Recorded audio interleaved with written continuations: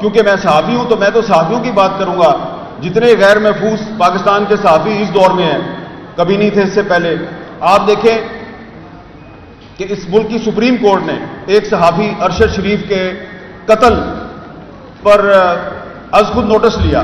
کیا ہوا؟ Supreme court کے چیف جسٹس نے از خود نوٹس لیا, کچھ بھی نہیں ہوا. ایک انکوائری ٹیم کینیا بھیجی, واپس آئی, کچھ نہیں ہوا. پھر ایک اور JIT بنی, اس نے لوگوں سے بیانات لیے, کچھ نہیں ہوا. تو ہمیں یہ لگ رہا ہے کہ پاکستان کے جو صحافی ہیں ان کو اب جرنلزم چھوڑ کے کہا جا رہا ہے تم کرنلزم کرو. تو ہم نے تو بھائی جرنلزم ہی کرنی ہے, وہ والا کام نہیں کرنا جو جنرل ضیاء الحق کے دور میں ہوتا تھا یا جنرل پرویز مشرف کے دور میں ہوتا تھا. تو اس لیے ابھی جب میں آ رہا تھا تو آنے سے پہلے, کیونکہ کل رات کو آپ نے دیکھا ٹی وی چینلز پہ ایک سینیٹر صاحب نے کہا کہ میں تو جناب 1.5 سال سے کہہ رہا ہوں کہ مجھے کوئی عدالت بلائے تو میں بتاؤں گا کہ ارشد شریف کو کس نے مارا.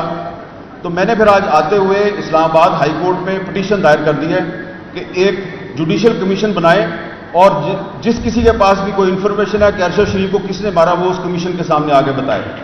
تو اب دیکھتے ہیں کہ ارشد شریف کا جو قتل ہے اس کا کوئی ذمہ دار جو ہے وہ سامنے آتا یا نہیں آتا. اور دوسری بات یہ ہے کہ یہاں پہ آگے تقریریں کرنا بڑا آسان ہے, لیکن یہ جو لوگ یہ کانفرنس آرگنائز کرتے ہیں ان کے مسائل کو بھی سمجھیں. میں ان کے مسائل میں اضافہ نہیں کرنا چاہتا, اس لیے کہ دھواں دار تقریر کر کے ہم تو چلے جائیں گے اور انہوں نے یہیں پہ رہنا, اگلے سال پھر کانفرنس کرنی ہے. تو وہ ثناء اللہ بلوچ صاحب کہہ رہے تھے نا کہ آپ ایک کانفرنس نہ کیا کریں, 2 یا 3 کیا کریں.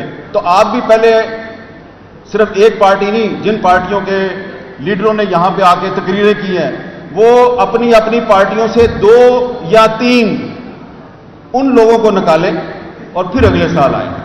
تو اس لیے ہم نے اب یہ فیصلہ کیا ہے کہ ہمیں تقسیم کر دیا گیا ہے, ہم ایک دوسرے پہ اعتماد نہیں کرتے.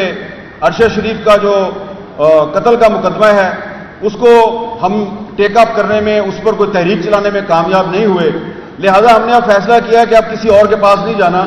اب ہم جو آپ لوگ کہتے ہیں نا یہ ٹی وی اینکر جو ہیں یہ بات کیوں نہیں کرتے, ٹی وی اینکر نے وہ بات کیوں نہیں کی, تو آپ کو تو پتا ہے بھائی ہم تو پالیسی میکر نہیں ہیں, چینل کسی اور کا ہے, ہم تو اس میں بیٹھ کے بات کر رہے ہوتے ہیں.